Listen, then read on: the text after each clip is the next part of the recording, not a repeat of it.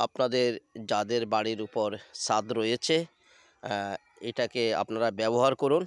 সুন্দর করে ছাদ যেন নষ্ট না হয়, ছাদের নিচে ওইভাবে পানি যেন না আটকে, প্রয়োজনে তেরপল দিবেন, তার উপরে এইভাবে পলের ক্যারেট দিয়ে ছাদের উপরে আপনারা মরিচ চাষ করুন।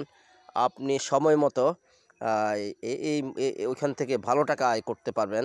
যখন 1 কেজি মরিচের দাম হয় 300 টাকা, 400 টাকা, 200 টাকা, আপনি যথেষ্ট ভালো মরিচ সেখান থেকে নিজের চাহিদাও মেটাতে পারবেন এবং আপনি বাজারজাত করতে পারবেন।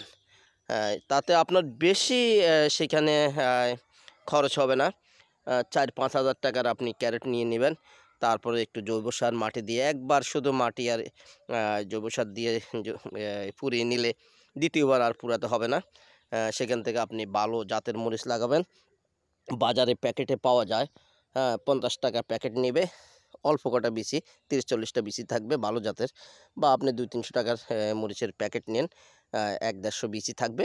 সেখান থেকে আপনি মরিচ বিচি এনে আপনি লাগান। সেই বাজারের যেই মরিচটা সেটা অনেক বড় হয়। এই মরিচগুলো অনেক অনেক বড় হয়, অনেক বড় মরিচ, এই যে দেখতে পাচ্ছেন অনেক বড় মরিচ।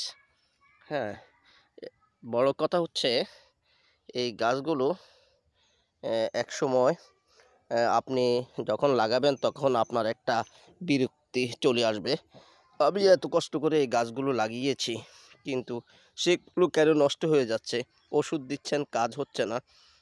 আপনি লাগান, হবে, 100 বার হবে। যে পোকা, একটা পোকার ওষুধ, আর একটা মাকড়ের ওষুধ, আর একটা ছত্রাক, একটা ভাইরাস, বিভিন্ন সমস্যা আছে। আপনি শুধু একটা স্ক্রিনশট নিয়ে আমাকে পাঠিয়ে দেবেন, আমি অবশ্যই আপনাদেরকে বলিয়ে দেব যে কি ব্যবহার করবেন।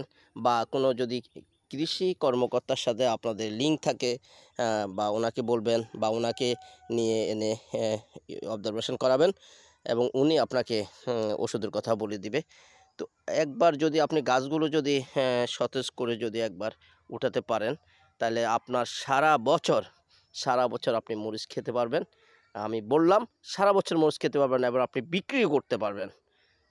যদি আপনি সফলতা না হন তাহলে আপনি বলেন যে আসলে আমি ভুল বলেছি, আমি একটা পাউল লোক, যে আমি ভুল বলেছি। কিন্তু আপনি করে যান। অনেক সময় মোবাইলে বিভিন্ন ইয়াতে এই সময়গুলো আপনারা ব্যয় করেন, কিন্তু আপনারা কি করেন, এই মরিচ চাষটা দিকে একটু ফলো করুন। আমরা ইন্ডিয়া থেকে মরিচ আনি, আলহামদুলিল্লাহ আজকে 3 বছর 4 বছর আমি ইন্ডিয়ার মরিচ বা কোনো মরিচ আমি আমার উৎপাদিত মরিচ আমি আমার সংসারের